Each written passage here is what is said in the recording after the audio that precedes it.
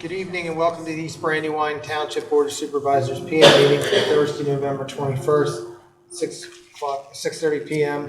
Today's agenda, just a reminding, a recording device will be used during the meeting. We're going to open the meeting with the Pledge of Allegiance. I pledge allegiance to the flag of the United States of America and to the republic for which it stands, one nation, under God, indivisible, with liberty and justice for all. Thank you. Is there any public comments for agenda items? Seeing none, we're going to move on to the minutes for the previous meeting. I reviewed the minutes and I'll make a motion to approve them. No one has any questions. Okay, all in favor? Aye. And I'm going to turn it over to well, we've all had a moment to, well, we've had more than a moment, we've had time to go through the treasurer's report and authorization to pay bills. Anybody have any questions? No. No. I'll make I'll make a motion that we approve the treasurer's report and authorize the bills to be paid and approve the payroll. I'll second. All in favor? Aye. Okay, I'm going to turn it over to Luke for the township manager's report. Good evening, Mr. Chairman, members of the board. All four items I'd like to discuss with you this evening are agenda items, so I'll reserve my comments until those points. Thank you.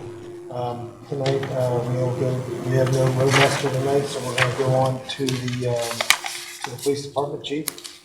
Good evening. The police report for October 2024, we had 2,603 monthly events recorded. We had 226 investigations completed. The department had 11 criminal arrests, 0 summary arrests, 2 warrant arrests. We had no juvenile petitions. The department investigated 14 traffic accidents. They issued 152 traffic citations. They had 84 traffic warnings, and they logged 10,663 miles of patrol. No trainings were scheduled for the month of October. We had no correspondence. I just have 2 comments. One is we are collecting toys for tots right now. That has begun. Boxes are in our vestibule and our lobby, and we will be collecting them through Wednesday, December 11th. So we would request that you help us fill the boxes. Secondly, the police department wants to wish everyone a happy Thanksgiving holiday, safe in your travels, and mindful of your surroundings. Thank you, Chief. Thank you, Chief. I'm going to turn it over to the fire company now, please. Right, for the month of October, we had 73 total incidents, 44 fire, 29 medical calls. We had 17 fire calls in East Brandywine, 12 medical. We had 10 fire calls in West Brandywine, 17 medical in West, and 3 fire calls up in no fire damage for the month.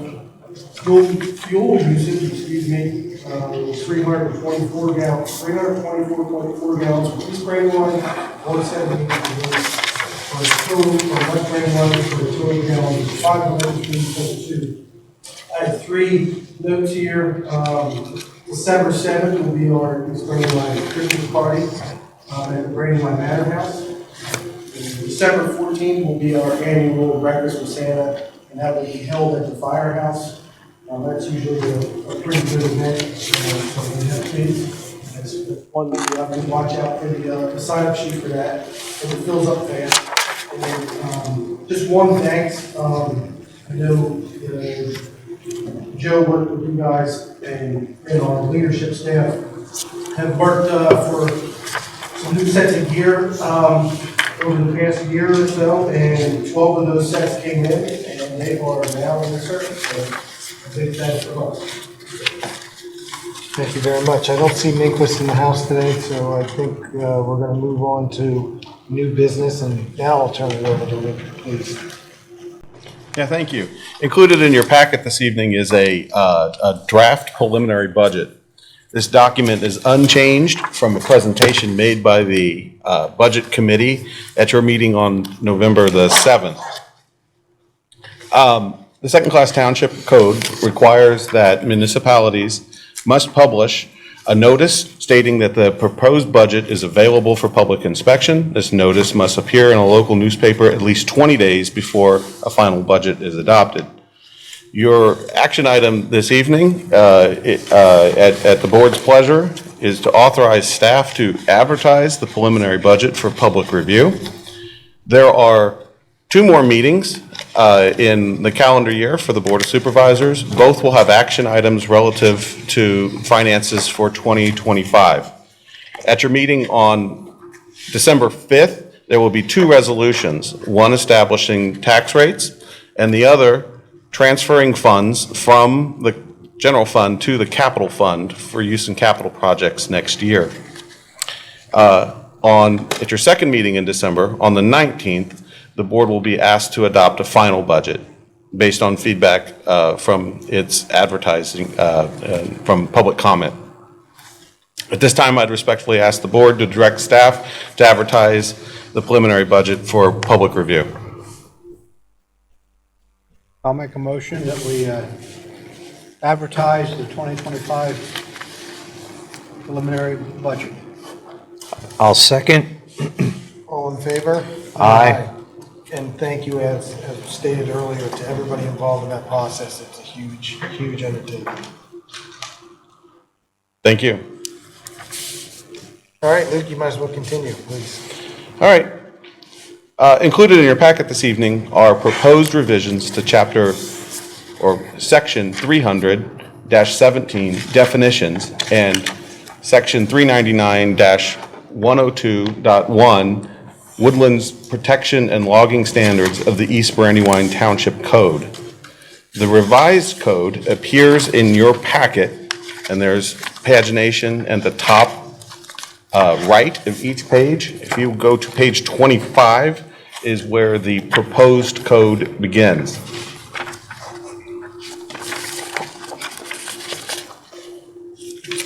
The revised code would amend the township's code to more closely align with the Pennsylvania Model Forestry Regulations published by the Penn State School of Forestry Resources. A current application for a logging permit a current applicant for a logging permit has challenged the validity of our code. You can see a township zoning officer's review letter of that application on page 1 of the packet.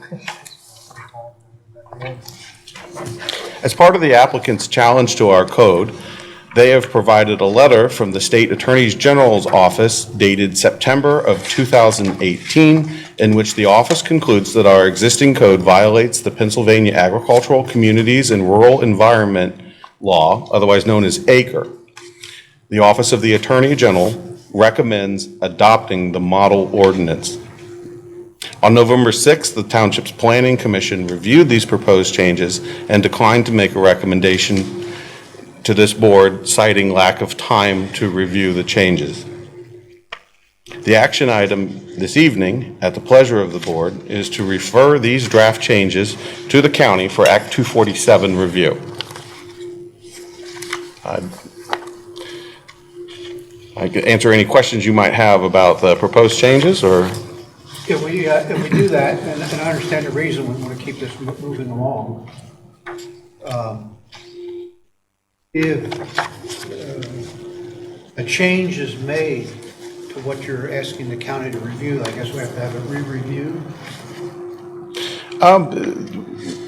I've seen it go both ways. I'm going to... Right, the county is more, not a legislative meeting, it's more of a, here's an idea, think about it. Right. The Act 247 review is required.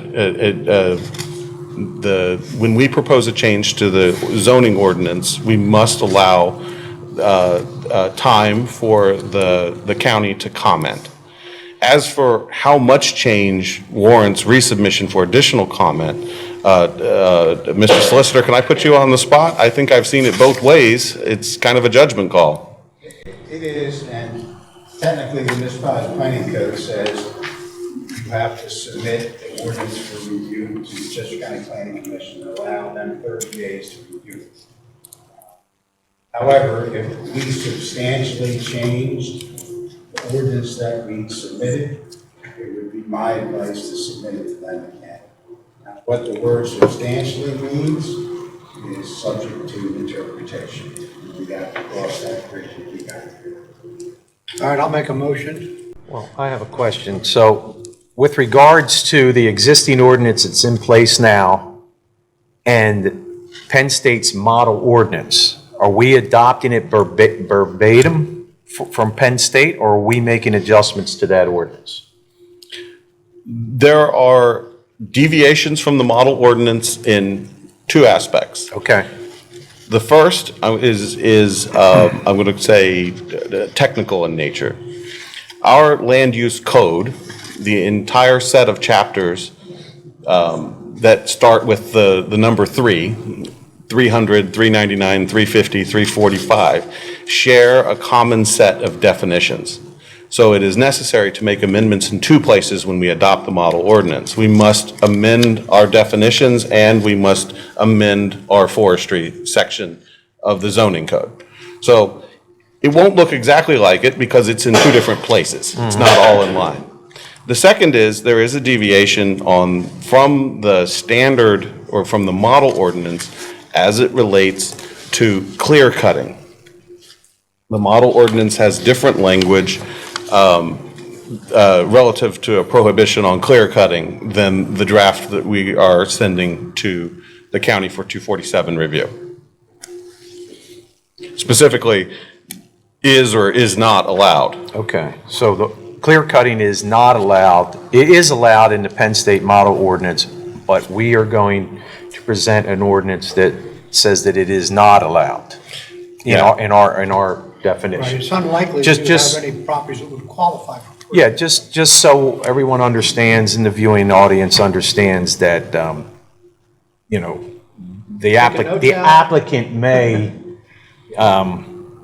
still challenge if they decide that, for whatever reason, they want the Attorney General to step in and have us follow the Penn State model ordinance verbatim. But Okay, if I so may just- just address that. Other than that one, what I would call a substantive issue about clear cutting, Okay, all the rest is verbatim. Okay. It's just in a different format. that's fine. So whereas the model ordinance has all the definitions in that model ordinance, we took those definitions, took those definitions and put them in Article 300. Okay. Chapter 300. All right, that's all I wanted to cover. You can go ahead with your motion. I'd like to make a motion that we send, I got my agenda on the bottom, can you scroll up? That we,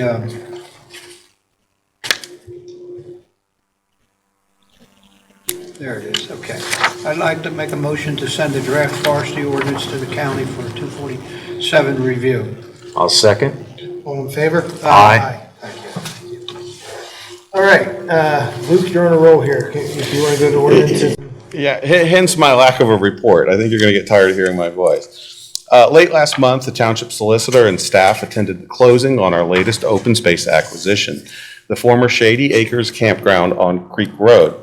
Thanks to the efforts of this board and the Open Space Committee, this new 14.6 acres brings the total of protected lands in East Brandywine Township to 1,845 acres, or approximately 25.8% of all the land in the township.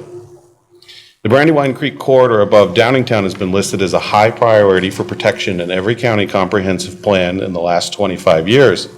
The property was very attractive to the Open Space Committee since it is adjacent to more than 200 acres of already preserved land in the southeast section of the township. It is expected that the majority of the acquisition and restoration costs will be covered by county and state grant programs, with the balance coming from the Open Space Fund. My thanks to the Natural Lands Trust and the Open Space Committee for their diligence in applying for grant funding. In your packet this evening is a draft resolution 13 of 2024 authorizing the application for local share assessment grant funding, otherwise known as LSA funding, in the amount of $198,980 to restore the property to a natural state. This figure represents 100% of an engineer's opinion of probable cost prepared by Pannoni in October. At this time, I would respectfully ask the board to adopt Resolution 13 of 2024. Any questions on that? Yeah, what happens if it costs more? We do what we can with our grant money.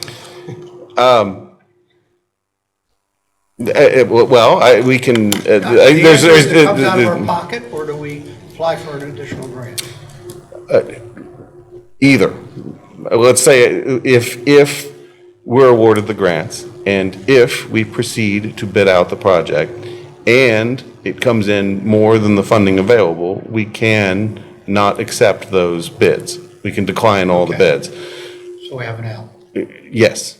I would say, beyond that, you could say, well, from the open space funds, we're willing to subsidize the difference, or you could amend the scope of the project to match what the existing funding would cover. It would be your basic I wasn't going to options. ask you what if it's less, can you keep the money? That would be the first time in my career. Have we applied for the other grant or two that we were told for the land itself? This is going to sound like I'm doing the work. I'm not. Quite honestly, Jack from the Natural Lands Trust is taking the lead on this. The reason this application is before you is because it has the closest deadline, which is the end of this month. Right, I know the money isn't available till February or June or something.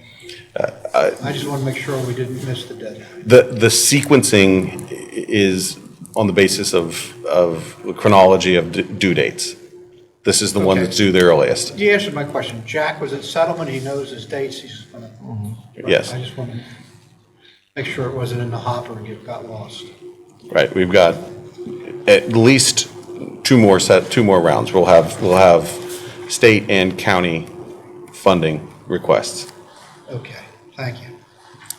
Any other questions? Okay, do I have a motion? I'll make a motion to adopt Resolution 13 of 2024, the grant application for the Queen demolition of the buildings and the pool. I'll second. All in favor? Aye. Luke, your last one, and your time's up. All right, If I may, could I just introduce this one? of course. Okay, you have before. Tired of hearing Luke's voice Luke anyway. gets more time now. You have before you this evening proposed ordinance 8 of 2024, which is an amendment, township zoning ordinance clarifying the identification of the TND overlay district. The ordinance this is technically a hearing, a legislative hearing to receive comments on the ordinance since it is an ordinance pursuant to the Pennsylvania Municipalities Planning Code. The ordinance has been reviewed by the Chester County Planning Commission. It has been reviewed by your planning commission. Both of those commissions recommended adoption of the ordinance. And it's also been duly advertised for enactment this evening. Maybe Luke doesn't have anything else to say. I would only add just a few items. One, the Planning Commission is recommending adoption of this ordinance. And number two, as Mr. Esty referenced, this is a clarification. It's a clarification to the portions of the R2 and R3 districts in which the traditional neighborhood development use is allowed. That traditional neighborhood development, or TND2 district, is a zoning overlay district. It supplements the underlying district, not replacing it. At the time that this development option was introduced, it was appropriate to reference the geography covered by the TND2 overlay district as an exhibit in the Guthriesville Master Plan. Today, it is more appropriate to reference the geography of the TND2 overlay district as depicted on the zoning map. And that is exactly what this ordinance does. It may change 20 words total in our code. It amends the map. It does not amend the map. It substitutes one map, Okay. one exhibit showing geography, for a second exhibit showing geography. Okay. It does not change, does not add or delete any properties ND2 overlay district. Questions with anybody?